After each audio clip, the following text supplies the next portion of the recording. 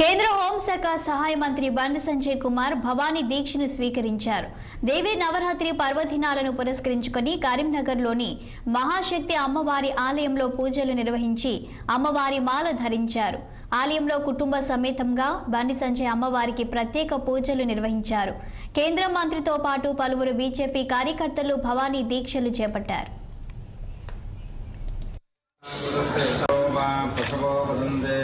सानो मंत्रे समो चंद्रवानादितो अस्तो ओम तदेव लक्ष्मी सुदं तदेव दारावरं चंद्रवरं तदेव देवो भव अतिथिदेवो भव क्रोधिनाम संवत्सरे दक्षिणा जने वर्ष ऋतो भाद्रपदमासे कृष्णपक्षे